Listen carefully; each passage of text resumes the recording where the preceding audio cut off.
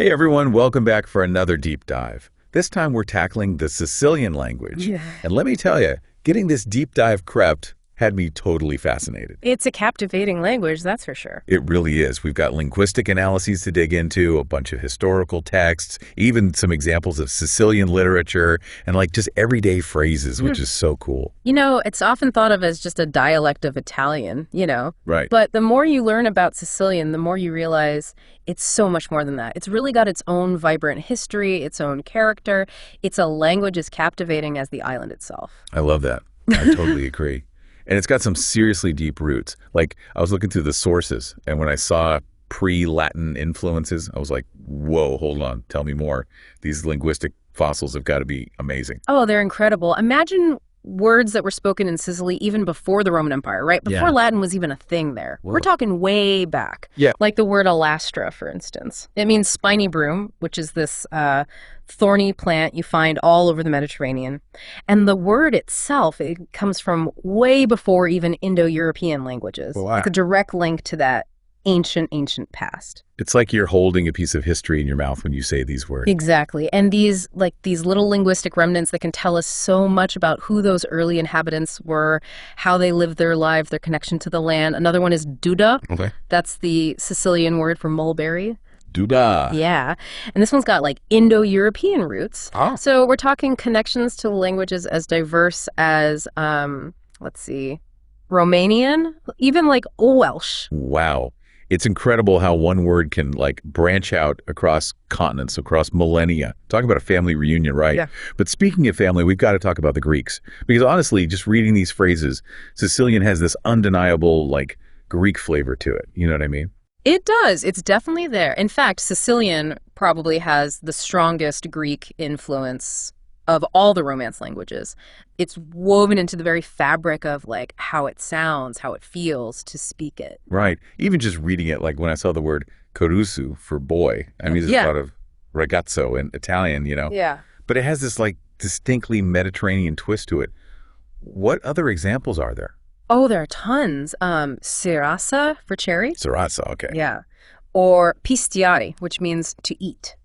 Pistiane. Yeah. These words, they might sound a little familiar to someone who knows Italian, but they have this echo of ancient Greece, like a linguistic postcard from centuries ago. I love that. A linguistic postcard. That's a perfect way to put it. Okay, so we've got these ancient languages, we've got the Greeks, but it doesn't stop there, right? Yeah. Because we've got Arabic, Norman, Swabian, Spanish influences. Even other regions of Italy have left their mark on this language. It's like this crazy tapestry of linguistic influences. Yeah, and that's what makes Sicilian so captivating. It's a language built on all these different layers, each one reflecting a different chapter in Sicily's story. Totally. You know, it really struck me when I was reading up on this. What's that? One of the historical texts mentioned scribes in the Kingdom of Sicily. And picture this, right? Greek scribes, Arabic scribes, Latin scribes, Wow. all working side by side, just like documenting official business, each with their own linguistic specialty. It's like a scene straight out of like historical fiction or something, but with language at the heart of it. And that's what's so amazing about it, right? Sure. Sicily was and still is, to a certain extent, this incredible linguistic melting pot. Right. This constant exchange of words and ideas, it's what gives the language its unique character. Yeah. It keeps it dynamic, keeps it evolving. It's amazing, all these layers we've uncovered. But what about the language itself? Like, what makes Sicilian sound so distinct? When you hear it, what is it that makes it sound so different? Oh, it's a symphony of sounds, believe me. It's got this really unique sonic character. One of the things that sets it apart is its use of what linguists call retroflex consonants. Retroflex consonants. Okay, you're going to have to break that down for me. All right, so imagine this. You curl your tongue back, almost touching the roof of your mouth, and then you make a consonant sound. Okay. Those are retroflex consonants. You don't find them too often in European languages, but Sicilian, they love them. I'm trying to imagine what that would sound like. Give me an example. Think of the word bello in Italian for Right. beautiful. Okay, bello. In Sicilian, that becomes bet. Be That D sound, that's a retroflex consonant. Huh. And it gives Sicilian this like really percussive quality, Wow, betu.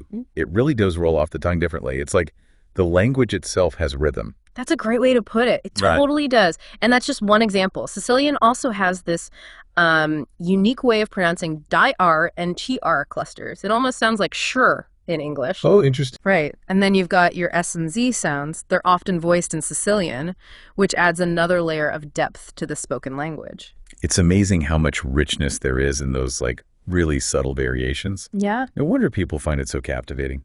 Our sources go really deep on grammar, and I know we could spend hours talking about the intricacies of it all. We could. But for someone who's just, dipping their toes into Sicilian, what are some of the key things that make its grammar different from standard Italian? Oh, that's a great question. Well, let's start with plurals. You know how in Italian you have casa for house, and then the plural is case. Right. Because the ending changes depending on whether the noun's masculine or feminine or... Exactly. Well, Sicilian keeps things nice and simple. Most plurals just end in I, regardless of the noun's gender. So house is casi, super straightforward. practical. Right, like they just streamline the whole thing. Another cool thing is that Sicilian only uses one auxiliary verb, avere, which means to have. Wait, just one? What about to be? Essere. Nope. Avere does it all. It's used for like obligations, like have to go in English. Okay. And even for forming the future tense, which is pretty cool because that's similar to how English does it with will, right? So you're saying like, I will sing in Sicilian is closer to I have to sing. That is wild. It is interesting how different languages approach these things. Totally. It makes you think about the thought processes behind it, It really does. It shows that even languages with vastly different backgrounds can develop these like surprisingly similar ways of expressing certain ideas. It really does make you think. It shows how these like hidden connections between languages can pop up in the most unexpected places. It's like linguistic archaeology. Yeah. Speaking of uncovering things, I got asked about Sicilian literature. Our sources mentioned that it played a big role in the development of Italian literature. Like, how did that happen? What's the story there? So back in the 13th century, under the patronage of Frederick II, the Holy Roman Emperor, Right. Sicily basically became this hub of like poetic expression.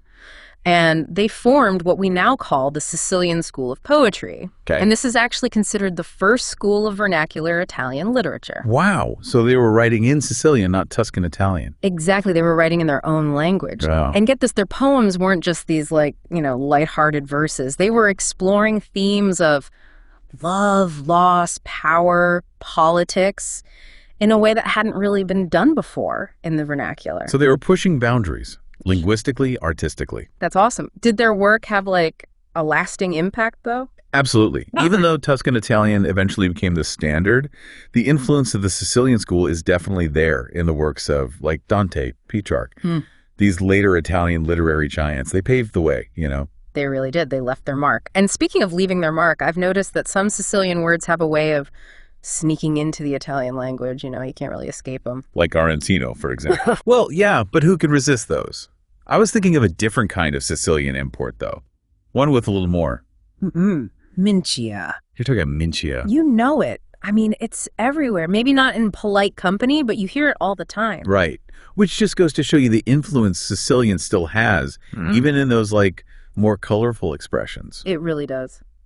But on a more serious note, all these influences we've talked about, the ancient languages, the Greek, the Arabic, even modern Italian, where does that leave Sicilian today? That's a big question. I mean, it's definitely still spoken. Yeah. Millions of speakers. Yeah. But with standard Italian being so dominant, especially in education, the media, it's a challenge to keep these linguistic traditions alive. It really is. Language and culture are so intertwined, right? Yeah. You lose one, you risk losing the other. Exactly. But there are people, organizations fighting to preserve it. That's great to hear. Like Arba Secula. They published literature, research, all in Sicilian. And then you've got the Accademia Siciliana. They even publish a Sicilian version of the UNESCO Courier, which is pretty cool. That is so cool. It's inspiring to see that kind of dedication. So for our listeners who, after this deep dive, are completely fascinated by this language, where do they go from here? Honestly, dive in. Learn some basic phrases, listen to some Sicilian music. There's some really cool stuff out there these days. Read some Sicilian literature, There are so many ways to connect with the Yeah, language. get out there and experience it. And hey, next time you're enjoying a delicious arancino, you can impress your friends with a little Sicilian etymology. Exactly. Language is meant to be shared. You might just discover a new passion, or as they say in Sicilian, you might just find it ben. Bennett. Yes. I love it. And on that note, thanks for joining us for this deep dive. It's been a pleasure exploring the fascinating world of the Sicilian language. Until next time.